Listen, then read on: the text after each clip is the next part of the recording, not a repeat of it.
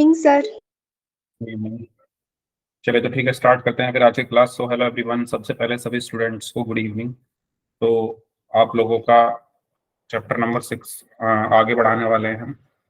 तो आज की क्लास मैं लूंगा क्योंकि जो सर हैं आपके वो आज छुट्टी पर है, तो इसलिए उनकी जगह आज की क्लास मैं लेने वाला हूँ। तो शुरू करते हैं फिर। तो पिछली क्लास में आपने बीपीटी थ्योरम पढ़ ली थी, ठीक है। शायद बीपीटी थ्योरम का प्रूफ आपका हो गया था। क्या हो गया था? बीपीटी थ्योरम का प्रूफ क्या कराना है बताओ जल्दी से। बीपीटी थ्योरम का प्रूफ हो गया था या कराना है?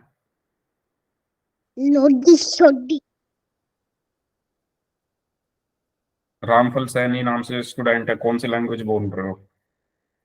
माइक ऑन करके दोबारा बोलो, मुझे समझ नहीं आया।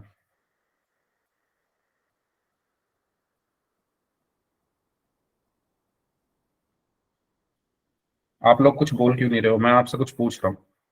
बीपीटी थ्योरम का प्रूफ हो गया है या मुझे कराना है? अरे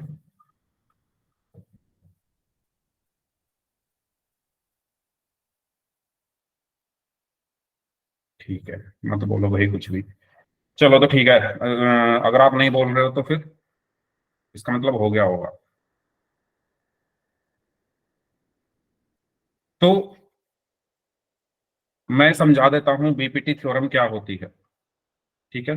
बीपीटी थ्योरम क्या होती है, इसको हम बेसिक प्रोपोर्शनैलिटी थ्योरम बोलते हैं।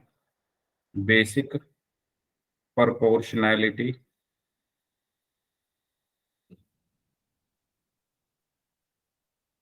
बेसिक प्रोपोर्शनैलिटी थ्योरम, ठीक है।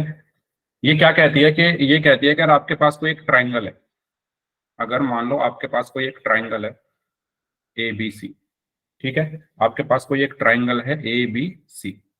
मान लो ये एक ट्राइंगल है जो कि है A B C, A B और सी। अगर आप इस ट्राइंगल में किसी एक साइड के पैरेलल कोई लाइन खींचो, इस ट्राइंगल में 3 साइड हैं, इस ट्राइंगल में 3 साइड हैं ए बी बी सी और सी ए। अगर आप किसी एक साइड के पैरेलल कोई लाइन खींचो, मान लो बीसी के पैरेलल अगर मैं कोई लाइन खींचूं, और वो लाइन आपको ऐसे खींचनी है कि वो बाकी दोनों लाइंस को डिफरेंट डिफरेंट पॉइंट्स पर इंटरसेक्ट करे, ठीक है। बीसी के पैरेलल किसी के भी पैरेलल खींच सकते हो, लेकिन जिसके पैरेलल खींच रहे हो वो बाकी दो जो साइड्स हैं ट्राइंगल की, बाकी जो दो साइड्स हैं ट्राइंगल्स के, उनको डिफरेंट डिफरेंट पॉइंट्स पर इंटरसेक्ट करनी चाहिए। यानी जैसे कि मैंने मान लो ये एक लाइन खींच दी, ये लाइन क्या है? ये बीसी के पैरेलल है इस, और ये बाकी दोनों साइड्स को डी और ई पर इंटरसेक्ट कर रही है, ठीक है। ये जो डीई है ये बीसी के पैरेलल है, डीई क्या है? बीसी के पैरेलल है। और बाकी दोनों साइड्स जो हैं ट्राइंगल की, उनको डिफरेंट डिफरेंट पॉइंट्स पर इंटरसेक्ट कर रही है, डी और ई पर इंटरसेक्ट कर रही है। तो बीपीटी थ्योरम ये कहती है कि अगर डीई बीसी के पैरेलल है तो क्या होगा देन, ये जो दोनों साइड्स हैं जिनको इस डीई ने इंटरसेक्ट किया है, ये सेम रेशो में डिवाइड होंगी, ठीक है।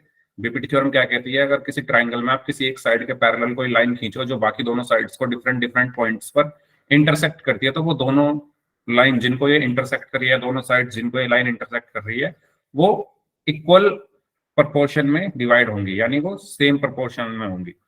यानी एडी अपॉन डीबी, यानी ए बी का प्रपोर्शन क्या है? इसने ए बी को किस रेशो में डिवाइड किया है? एडी और डीबी के रेशो में। तो एडी अपॉन डीबी बराबर होगा, एडी अपॉन डीबी बराबर होगा, इस लाइन को किस रेशो में डिवाइड किया हुआ है? एई अपॉन ईसी, एई अपॉन ईसी के। यही हमारी होती है बीपीटी थ्योरम, ठीक है। अगर मैं किसी ट्राइंगल में किसी एक साइड के पैरेलल कोई लाइन खींच दूं जो बाकी दोनों साइड्स को डी और ई पर इंटरसेक्ट कर रही है, तो ये लाइन इन दोनों लाइंस को इक्वल रेशो में डिवाइड करेगी, यानी एडी अपॉन डीबी इक्वल होगा एई अपॉन ईसी के। इसी को हम कहते हैं basic proportionality theorem. Okay. Okay sir. आपके जो टीचर हैं वो आज छुट्टी पर है, तो इसलिए आपकी क्लास को मर्ज किया हुआ है। है ना। अगर मैंने ये क्लास शुरू होने से पहले ही बता दिया था, आपको कौन पढ़ाता है? कुछ बच्चों को मोहित सर पढ़ाते होंगे, कुछ बच्चों को कौन पढ़ाता है? कौन कौन से टीचर आपको पढ़ाते हैं? सर एक सर है बट उनका नाम नहीं पता। ओके, सर तो मोहित सर। मोहित सर पढ़ाते हैं, और दूसरे बच्चों को उनको भी मोहित सर पढ़ाते हैं, करण सर। तो आप, सर मोहित सर। हाँ, तो ये दोनों ही आज छुट्टी पर है, तो इसलिए इन दोनों की क्लास को एक साथ मर्ज कर दिया गया है, और वो उनकी क्लास मैं ले रहा हूँ। ठीक है, बात क्लियर हुई क्या हो रहा है? वो दोनों जो आपके सर हैं वो छुट्टी पर है, तो उन दोनों की क्लास को एक साथ मिला दिया गया है, और क्लास मैं ले रहा हूँ। और आपको क्या टॉपिक पढ़ा रहा हूँ? ट्राइंगल को पढ़ा रहा हूँ। ट्राइंगल में बीपीटी थ्योरम पढ़ा रहा हूँ मैं। अब तो किसी को कोई कंफ्यूजन नहीं है? ओके, चलो। तो अब इस पर बेस्ड हम कुछ क्वेश्चंस करते हैं। पहले ये बताओ, ये बीपीटी थ्योरम सबको क्लियर हो गई है? इस पर बेस्ड हम फिर कुछ क्वेश्चंस करते हैं। मान लो, अपना माइक बंद रखेंगे सभी लोग, वरना मैं अपनी तरफ से सबके माइक बंद कर दूंगा तो फिर प्रॉब्लम होगी। ठीक है, चलो। मान लो ये एक ट्राइंगल है,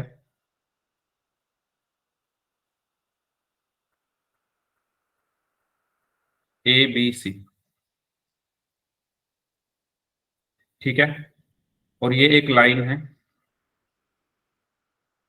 डी ई। ओके, अगर A D is equal to 5 centimetre है, यानी ये 5 सेंटीमीटर है, और D B is equal to 10 centimetre है, यानी ये 10 सेंटीमीटर है। A E is equal to 3.5 centimetre है, यानी ये 3.5 सेंटीमीटर है। तो आपको बताना है ईसी कितना होगा। सॉल्व करें सभी स्टूडेंट्स इस क्वेश्चन को। क्वेश्चन में क्या दिया हुआ है कि डीई और बीसी पैरेलल है। डीई क्या है? बीसी के पैरेलल है। करिए सॉल्व।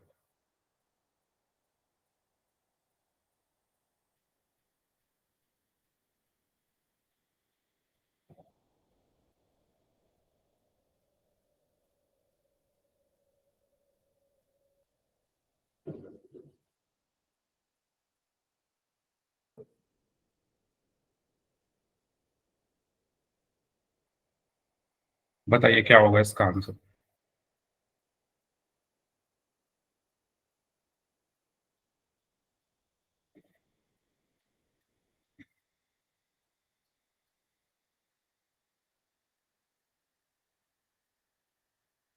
सभी स्टूडेंट सॉल्व करें। 7 सेंटीमीटर, 7 सेंटीमीटर। ओके, 3-4 बच्चों का आंसर आ गया, बाकी लोग भी आंसर दें जो भी आपका आंसर आया है।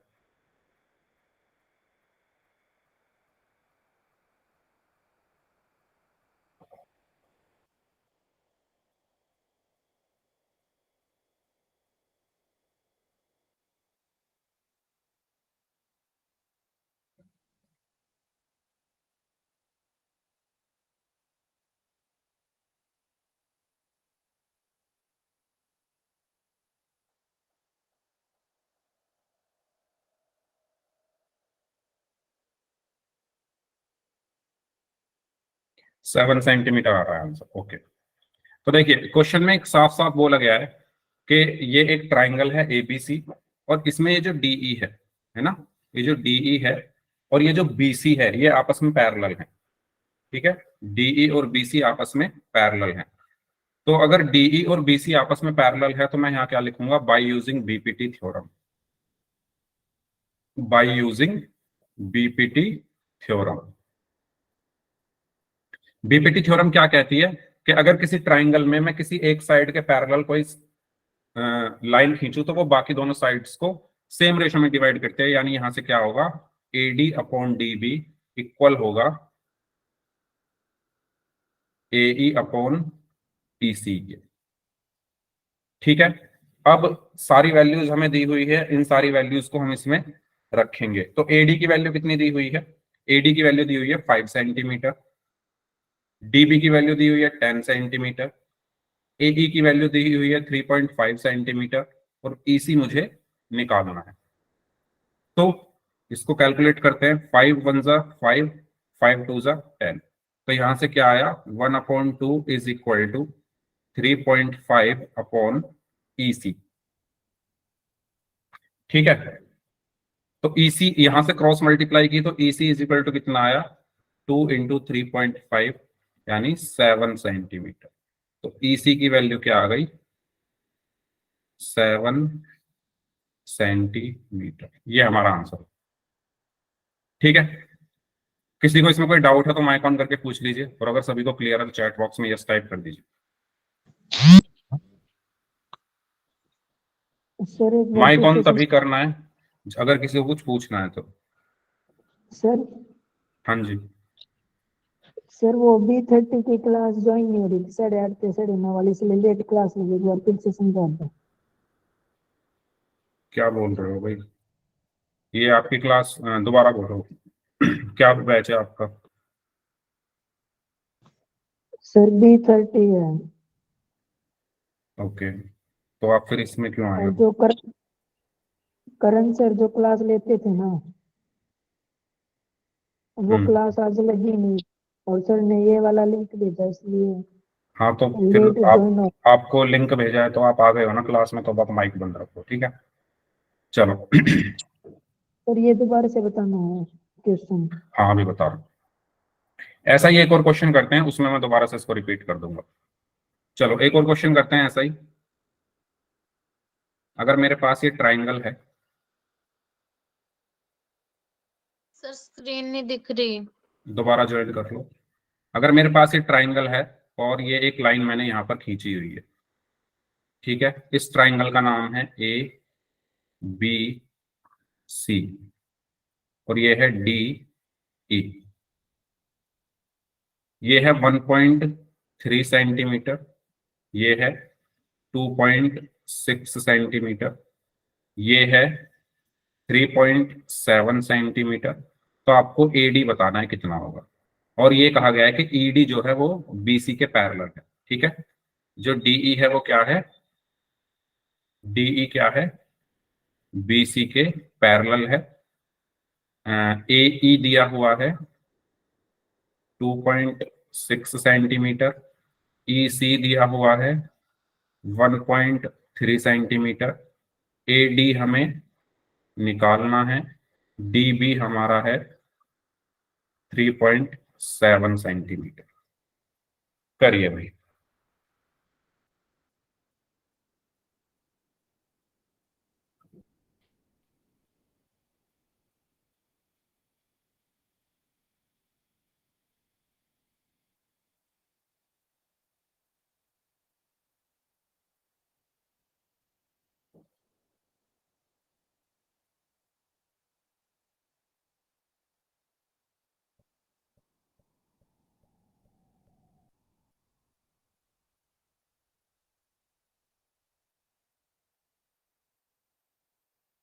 हम्म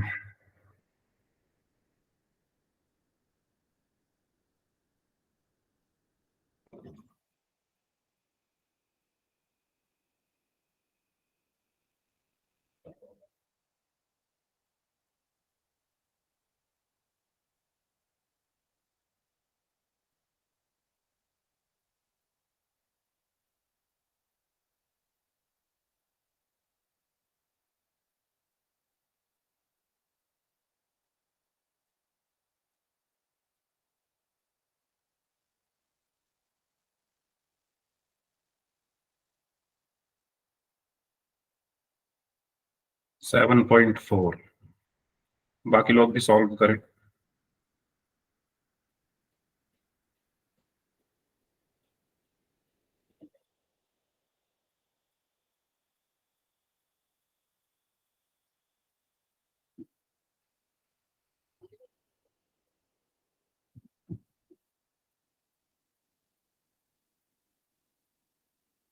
देखिए, जिस बच्चे ने क्लास लेट ज्वाइन की थी वो देखो इधर।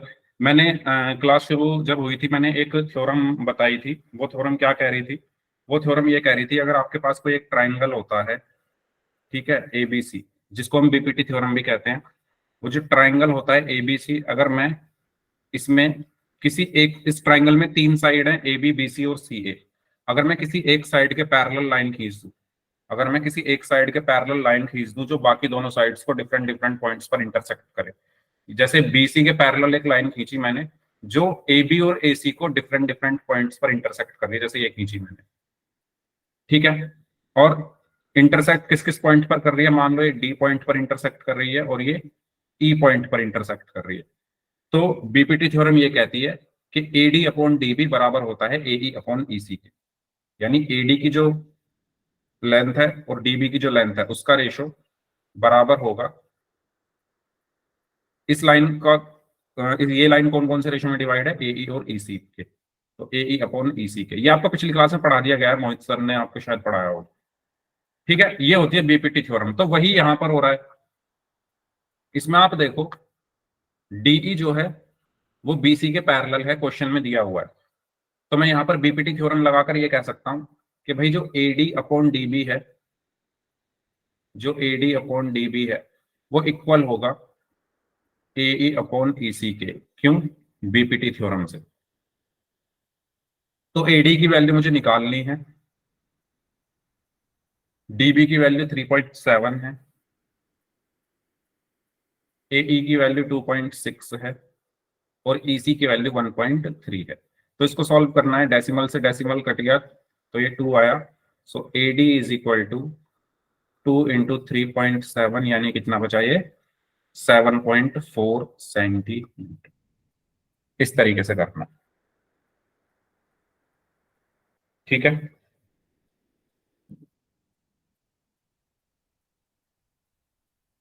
चलो तो आगे बढ़ते हैं फिर, ये मैंने आपको बता ही दी है थ्योरम, ओके। चलिए इस क्वेश्चन को सॉल्व करके एई की वैल्यू बताइए क्या होगी।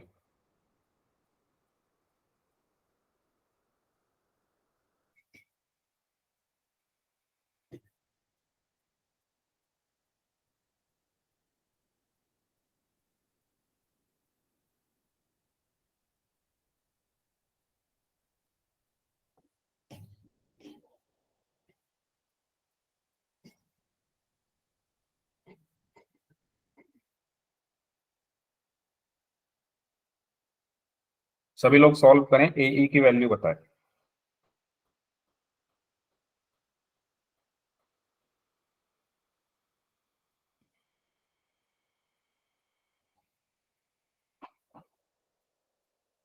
Twenty 24, okay. देखते हैं कौन सही आंसर देता है इसका। 24 तो नहीं होगा आंसर। अच्छा, इसको करने से पहले आपको क्या ये दोनों रिजल्ट पता हैं? कौन से दोनों रिजल्ट? मैंने ये तो बता ही दिया आपको, AD upon DB is equal to AE upon EC होगा, ठीक है।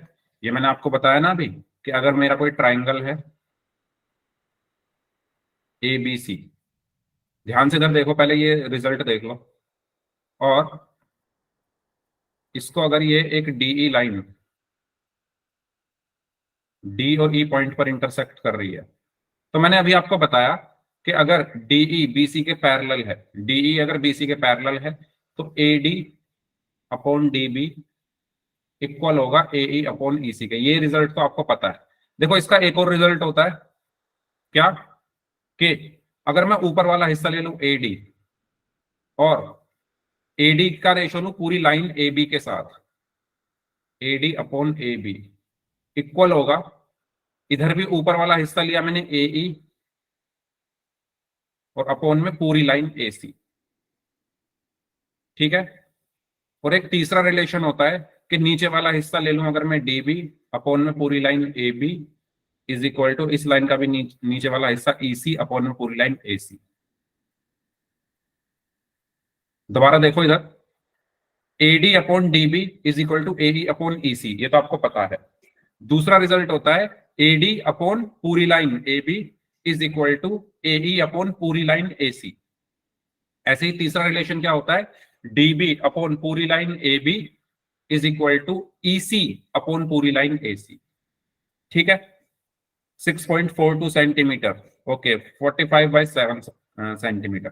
पहले ये बताओ, ये तीनों रिलेशन में किसी को कोई प्रॉब्लम है? ये तीनों समझ में आ गए? अब आप क्वेश्चन के ऊपर डिपेंड करता है कि आपको इन तीनों में से कौन सा यूज करना है, ठीक है ना। क्वेश्चन के ऊपर डिपेंड करता है कि आपको इन तीनों रेशो में से कौन सा रेशो यूज करना है। तो पहले मुझे ये बताओ, क्या ये तीनों जो मैंने लिखे हैं ये क्लियर हैं? अब करो ये क्वेश्चन, अब निकालो ए ई क्या आएगा।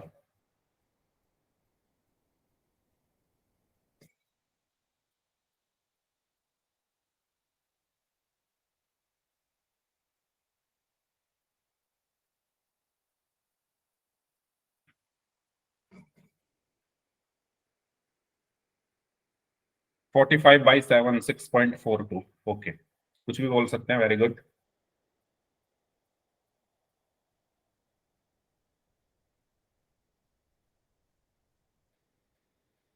बाकी लोग भी करें कोशिश, कैसे करोगे सॉल्व। आप ये देखो, आपको क्वेश्चन में क्या दिया हुआ है, क्या पूछा गया है, उसके अकॉर्डिंग कौन सा रेशो यूज करना है।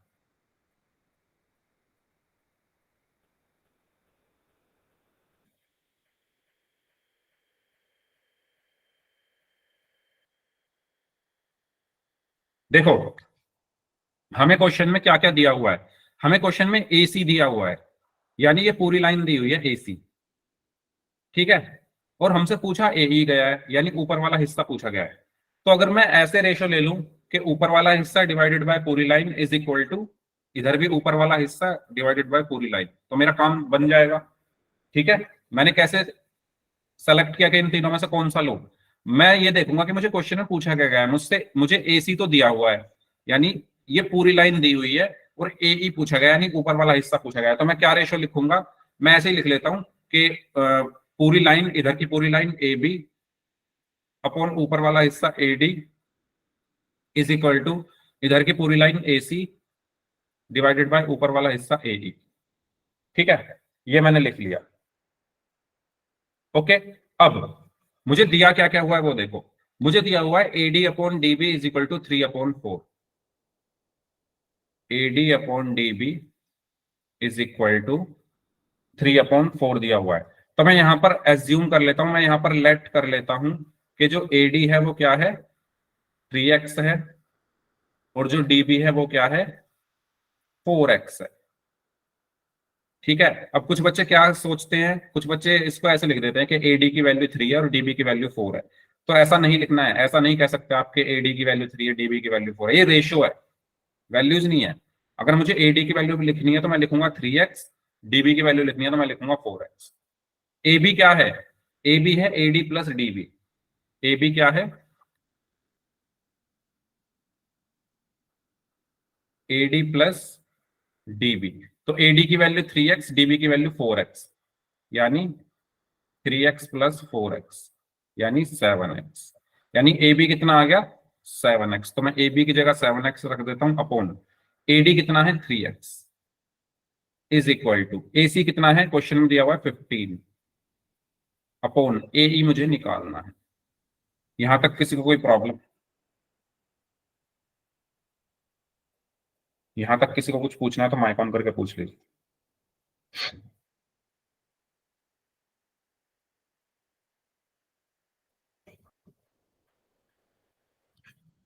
क्या करेंगे? x से x कैंसिल हो गया, तो यहां पर क्या बचा?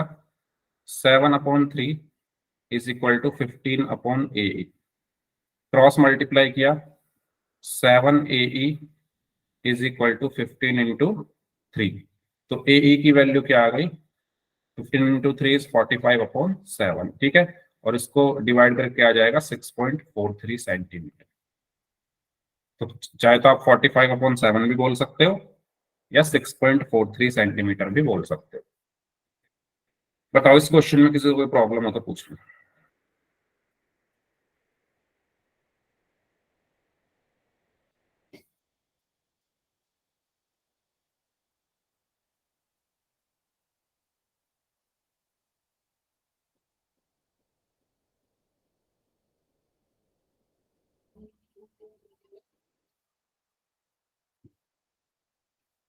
क्लियर है तो अगला क्वेश्चन करते हैं फिर।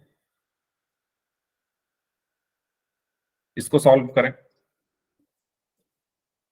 सभी स्टूडेंट्स।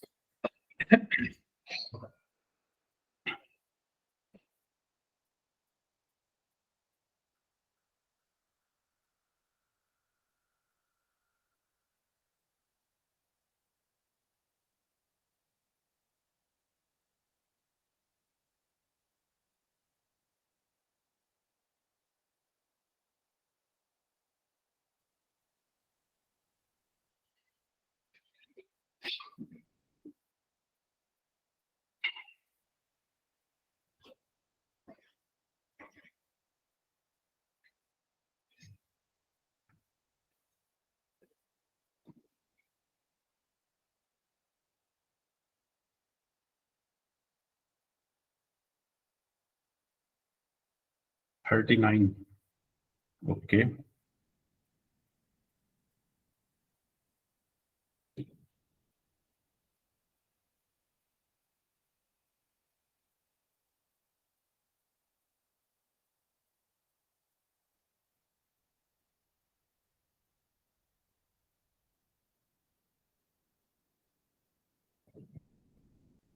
थर्टी नाइन सेंटीमीटर आया है कुछ बच्चों का आंसर। बाकी जो लोग बच गए हैं वो भी सॉल्व करें इसे।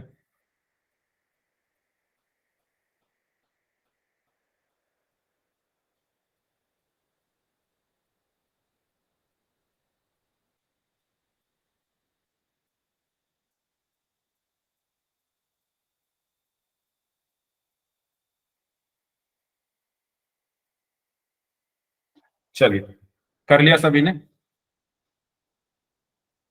सबसे पहले हम ये देखेंगे कि हमें क्वेश्चन में क्या दिया हुआ है, उसके अकॉर्डिंग हम अपना जो रेशियो है वो यूज करेंगे।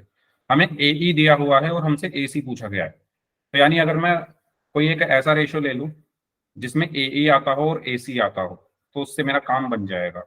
या मैं इसको दूसरे तरीके से ऐसे कर सकता हूं कि मैं अगर EC निकाल लूं, अगर मैं EC निकाल लूं तो AE और EC को जोड़ सकता हूं, है ना। कैसे, देखो, अगर मैं, क्योंकि जो क्वेश्चन में कहा गया है कि जो DE है वो BC के पैरेलल है। DE जो है वो BC के पैरेलल है। इस क्वेश्चन को दो तरीकों से कर सकते हैं हम। पहला तरीका तो इसका ये है कि अगर ये पैरेलल है तो मैं क्या लिखूंगा, AD upon DB by using BPT is equal to AE upon EC। ठीक है। AD अपॉन DB की वैल्यू क्या है, 5/8 इज इक्वल टू AE की वैल्यू है 15 और EC मैं निकाल सकता हूं। तो क्रॉस मल्टीप्लाई करके क्या आएगा, 5 into EC is equal to 15 into 8। अब 5 इधर डिवाइड में चला गया, so EC is equal to 15 into 8 upon 5। Okay, so 5 3 ज़ा 15, so EC is equal to 3 into 8 is 24 centimetre. लेकिन मुझे तो क्या चाहिए, मुझे तो AC चाहिए। तो AC क्या होगा, अगर मैं AE और EC को जोड़ दूं, AC क्या होगा अगर मैं AE और EC को जोड़ दूं, तो यहां से क्या आया, AC is equal to AE की वैल्यू क्या है 15 सेंटीमीटर प्लस EC की वैल्यू क्या है 24 सेंटीमीटर, तो ये कितना आ गया 39 सेंटीमीटर। ओके, इस तरीके से करना है। कोई प्रॉब्लम इसमें तो बताइए।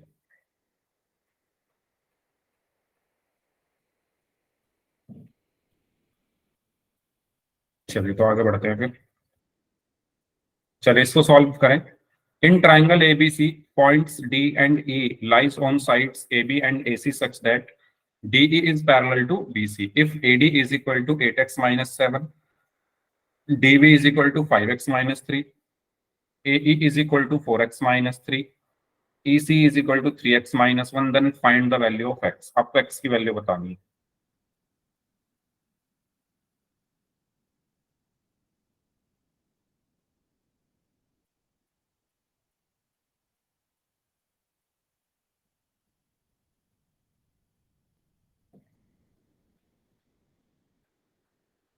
अच्छा, ये प्रियंका आप कल की क्लास में भी थे क्या? प्रियंका नाम है आपका, भाई सिंह नाम से स्टूडेंट, आपका नाम क्या है?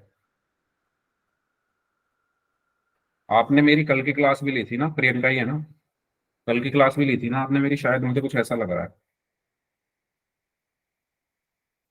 है ना, तभी इतनी जल्दी आंसर आ रहा है।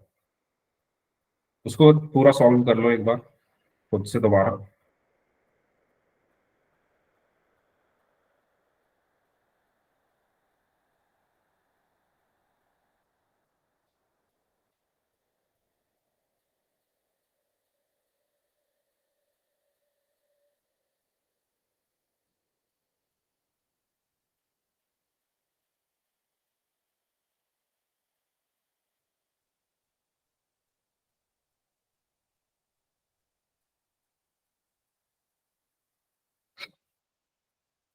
इतनी जल्दी नहीं होता ना सॉल्व, टाइम लगेगा उसको सॉल्व करने में।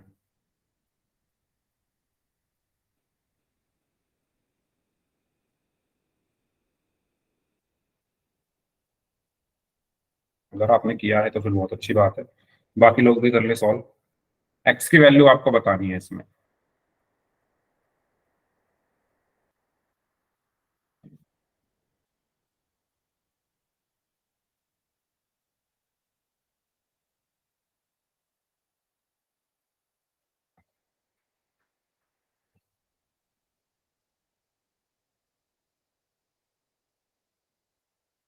इसके बाद पोल में करेंगे क्वेश्चंस। 1, ओके।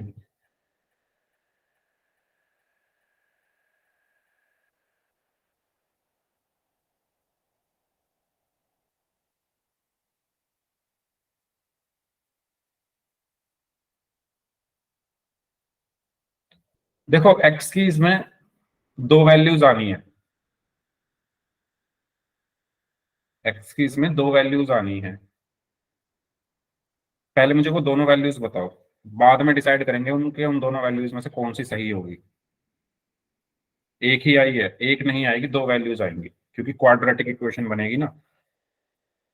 जब आप इसको सॉल्व करोगे तो ये क्वाड्रेटिक इक्वेशन बनेगी। क्वाड्रेटिक इक्वेशन बन रही है, बताओ। और क्वाड्रेटिक इक्वेशन के कितने सॉल्यूशन होते हैं? क्वाड्रेटिक इक्वेशन के दो सॉल्यूशंस होते हैं, तो दो वैल्यूज आएंगी एक्स की।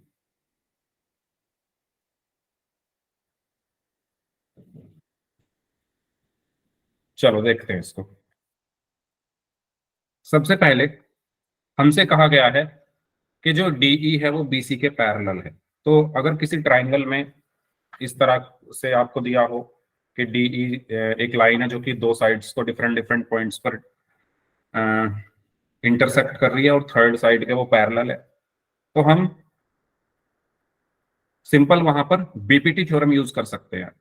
ओके, सो हमें दिया हुआ है, गिवन है कि डीई जो है वो बीसी के पैरेलल है, और अगर डीई बीसी के पैरेलल है देन बाय यूजिंग बीपीटी हम क्या बोल सकते हैं कि एडी अपॉन डीबी इक्वल होगा एई अपॉन ईसी के।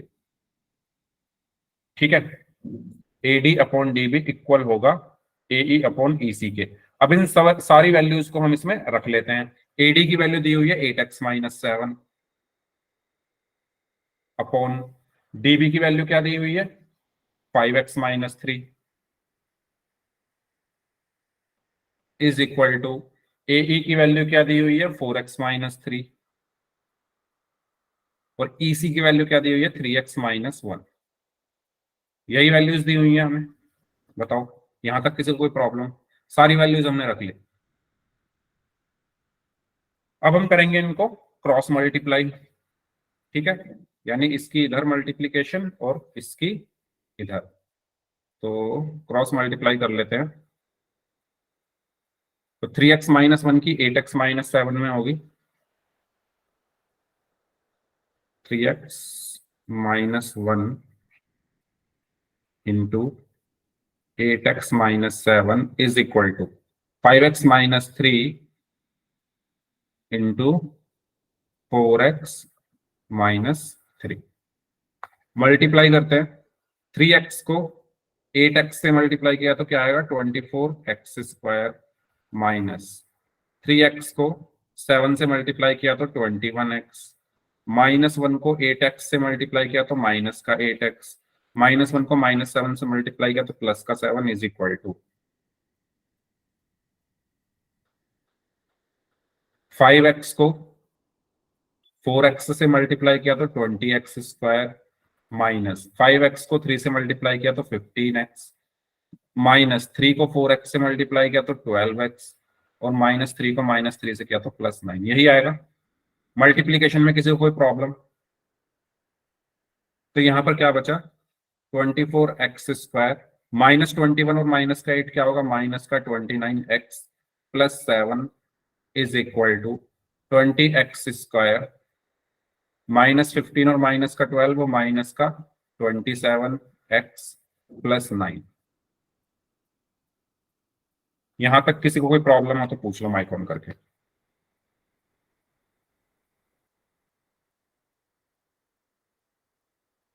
ओके चलो, तो अब x² वालों को एक साथ लिख लेते हैं।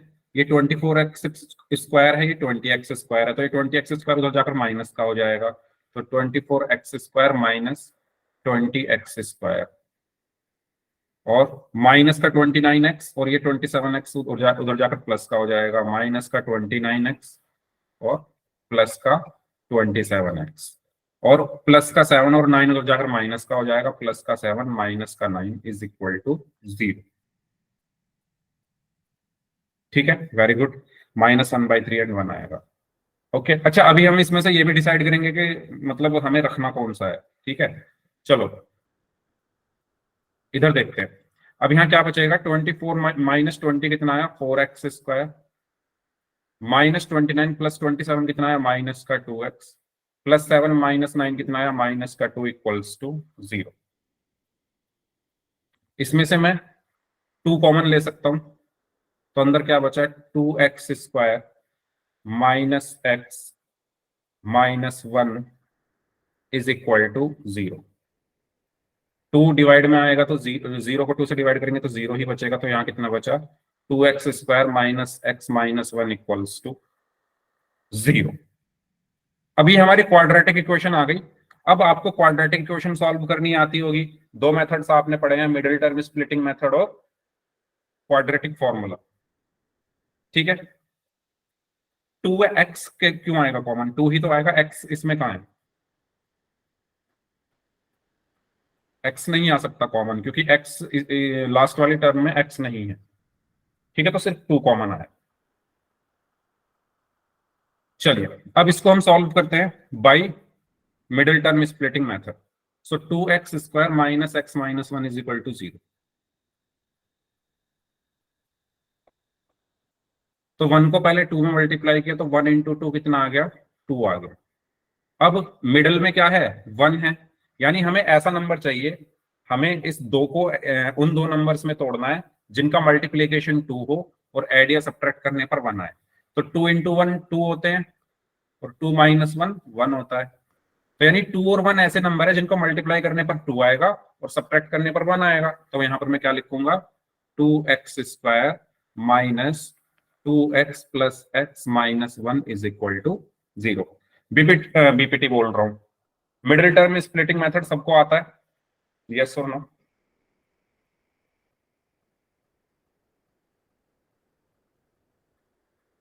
आता है, ठीक है। अब यहां कॉमन लेंगे, इसमें क्या कॉमन है, इसमें 2x कॉमन आ गया, अंदर क्या बचा x माइनस 1, इसमें प्लस का 1 कॉमन आ गया, अंदर क्या बचा x minus 1 is equal to 0। इस पूरे में x माइनस 1 कॉमन है, बचा क्या, 2x plus 1 is equal to 0। When x minus 1 is equal to 0, तो x is equal to 0 plus 1, यानी x की वैल्यू आ गई 1। और when 2x plus 1 is equal to 0, तो 2x is equal to 0 minus 1, और x की वैल्यू क्या आ गई, -1/2। x की 2 वैल्यूज आई, x की 2 वैल्यूज आई। अब प्रॉब्लम ये है, जब आप इसमें x की वैल्यू माइनस वाली रखोगे, जब आप जैसे ये AD है 8x माइनस 7, अगर आप इसमें x इज इक्वल टू -1/2 रखोगे तो जो हमारी साइड है उसकी लेंथ माइनस में आएगी। तो क्या ऐसा कभी पॉसिबल है कि माइनस में आए, बताओ? क्या ऐसा पॉसिबल है कि लेंथ हमारी माइनस में हो? क्या मैं कह सकता हूं कि AD जो है वो -4 सेंटीमीटर है? अगर मैं आपसे कहूं कि -4 सेंटीमीटर की लाइन खींचो, तो क्या आप खींच सकते हो? नहीं खींच सकते ना। तो कहने का मतलब ये है कि हम ये बोलेंगे यहाँ पर कि जो -1/2 है ये पॉसिबल नहीं हो सकती वैल्यू x की। क्यों? क्योंकि अगर मैं इसको इसमें रखूंगा, इसमें अगर मैं रखूंगा तो ये माइनस में आएगी, इसमें रखूंगा तो ये भी माइनस में आएगी, इसमें रखूंगा ये भी माइनस में आएगी, इसमें रखूंगा ये भी माइनस में आएगी, सारी लेंथ माइनस में आएगी। और लेंथ कभी भी माइनस में नहीं हो सकती, लेंथ कभी भी माइनस में नहीं हो सकती। तो इसीलिए हम यहाँ पर एक लाइन लिखेंगे कि x की वैल्यू हमारी 1 और -1/2 तो आई है, लेकिन ये जो -1/2 है ये पॉसिबल नहीं है, क्योंकि इसको रखने पर हमारी लेंथ नेगेटिव आ गई, और लेंथ कभी भी नेगेटिव नहीं होती। ठीक है, तो ये भी आपको देखना है। ये चीज क्लियर हुई? जब आप x इज इक्वल टू 1 रखोगे इसमें, तो देखो क्या क्या आएंगी, x इज इक्वल टू 1 रखने पर क्या आएगा, यहाँ पर देखो x की जगह जब मैं 1 रखूंगा तो ये AD 1 सेंटीमीटर आएगा, DB 2 सेंटीमीटर आएगा, AE 1 सेंटीमीटर और EC 2 सेंटीमीटर। यानी ये तो ठीक आ रही है, प्लस में आ रही है सारी, 1 2 1 2 ये आ रही है। यानी ये ठीक है, तो हम क्या बोलेंगे कि x इज इक्वल टू 1 जो है वैलिड है, ये वैलिड नहीं है। ये क्वेश्चन क्लियर हुआ सभी को? कॉन्सेप्ट क्लियर हुआ इसका, किस तरीके से करना है? यस ठीक है, तो आगे बढ़ते हैं फिर।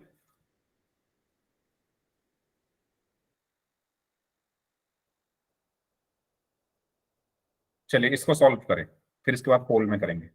पढ़िए, D and E are the points on the sides A B and A C of triangle ABC respectively such that AD is equal to 5, BD is equal to 10 centimetre, AE is equal to 7 centimetre and D is parallel to BC, then find the length of EC।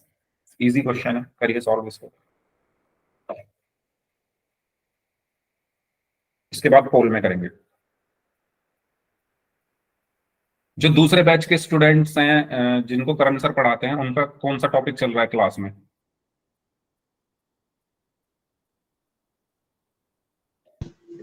Sir इससे पीछे जो theorem theorem बताई थी sir. अच्छा, theorem theorem बताई थी, okay. तो ये तो वैसे भी एडिशनल बैच है, इसमें तो बाकी बैच के कोई भी बैच के स्टूडेंट आ सकते हैं ना, जो अपना नॉर्मल बैच नहीं कर पाते वो इसमें आते हैं ना, एडिशनल है ना ये B43 तो। Yes sir. ओके, फिर तो कोई प्रॉब्लम ही नहीं है, फिर तो कोई भी आ सकता है इसमें तो। चलिए ठीक है।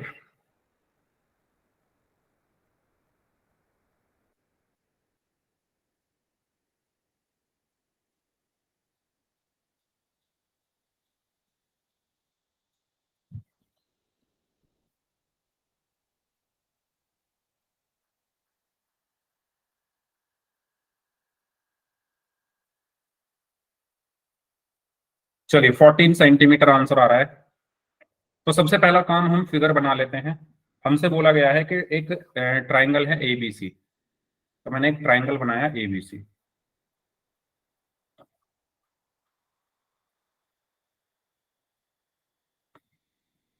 इसमें जो D और E हैं वो पॉइंट्स हैं AB और AC पर, तो AB पर D पॉइंट है और AC पर E पॉइंट है। ठीक है, कहा गया है, इनको मैं मिला देता हूं, DE हो गया ये। हमसे कहा गया है कि जो DE है वो BC के पैरेलल है, यानी ये दोनों आपस में पैरेलल हैं। ठीक है, हमसे कहा गया है कि जो AD है वो 5 सेंटीमीटर है, यानी AD इज इक्वल टू, ये सिंपल क्वेश्चन है जैसा हमने अभी किया, 5 सेंटीमीटर है, DB इज इक्वल टू या BD is equal to 10 centimetre है, AE is equal to 7 centimetre है, AE is equal to 7 centimetre है, और EC मुझे निकालना है। तो ये तो इजी है। ठीक है, हमसे कहा गया है कि DE BC के पैरेलल है, तो हम यहाँ पर BPT थ्योरम यूज करके क्या बोलेंगे कि AD अपॉन DB इक्वल होगा AE अपॉन EC के। तो इसमें आप वैल्यूज रख दो, आपके आ जाएगा आंसर। तो 5/10 इज इक्वल टू 7/EC, तो 5 2 10, तो EC इज इक्वल टू कितना है, 2 इंटू 7 इज 14 सेंटीमीटर। ठीक है, चलो पोल में करते हैं। तो ये थे क्वेश्चंस, अब पोल में करते हैं। ये क्वेश्चन है आपके लिए, आप इसको सॉल्व करें, तब तक मैं आपको पोल भेज रहा हूँ।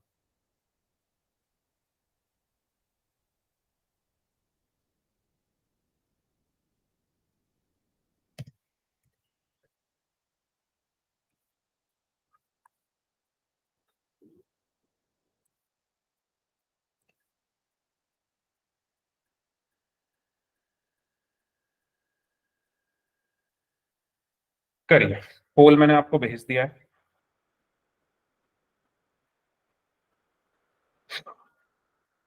Have done, sir. ओके,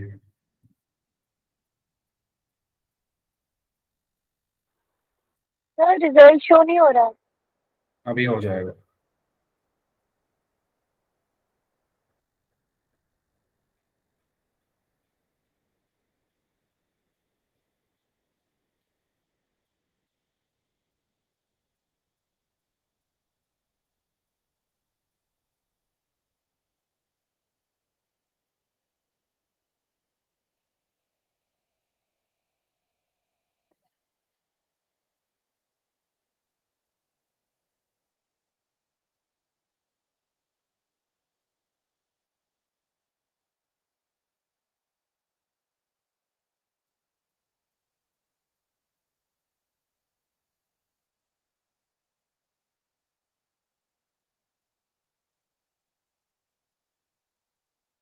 चलिए लास्ट 1 मिनट है, जो स्टूडेंट्स बच गए हैं सॉल्व करें।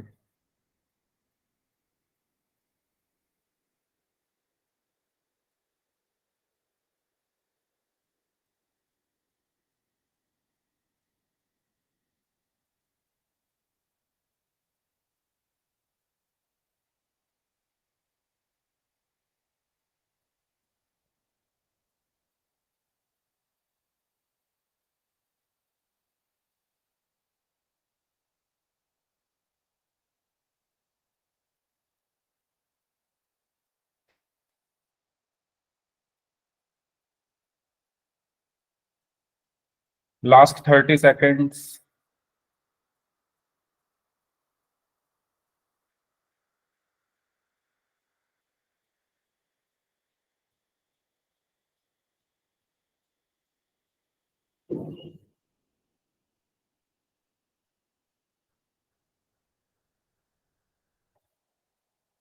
Last 5 seconds. 5, 4,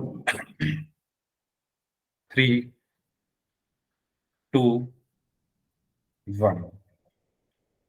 चलिए, तो इसमें हमें क्या कहा गया है? इसमें हमसे कहा गया है कि भाई ये आपके सामने, 1 मिनट में फोन में जरा स्क्रीन में, हाँ, ये आपके सामने एक ट्राइंगल है, इसमें डीई जो है वो बीसी के पैरेलल है।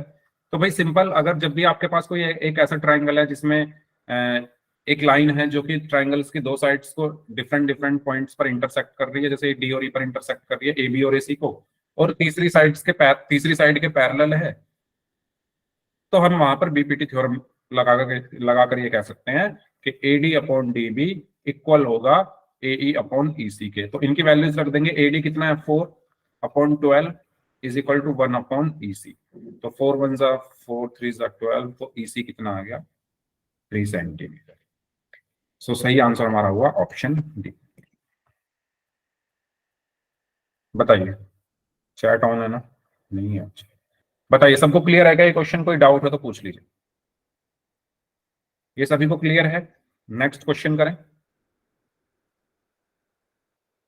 ठीक है, नेक्स्ट इसको सॉल्व करिए। एक्स की वैल्यू निकालनी।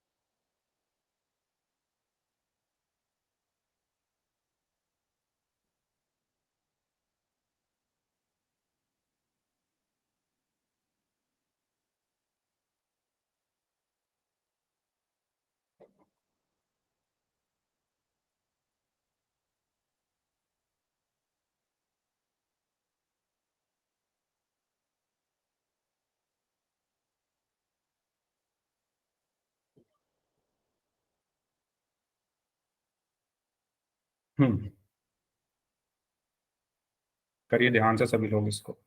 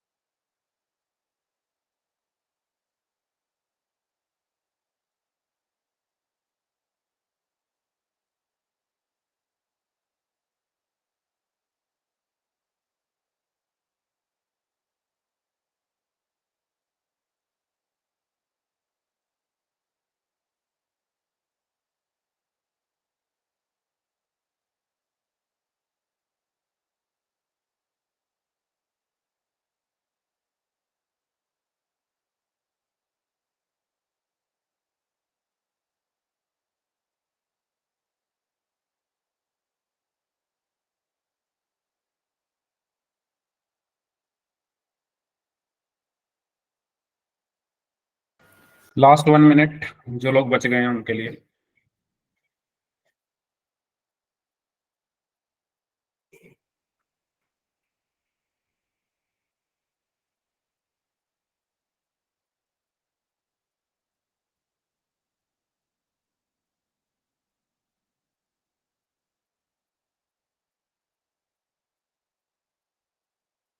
Last 30 seconds.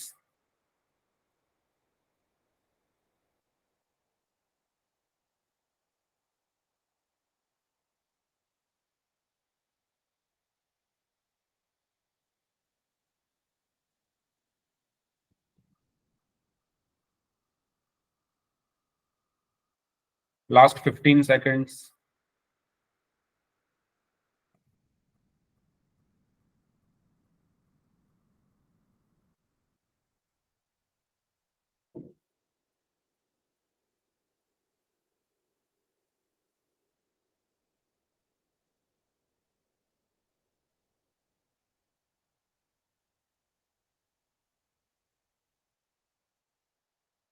Last 5 seconds. 5 4 3 2 1।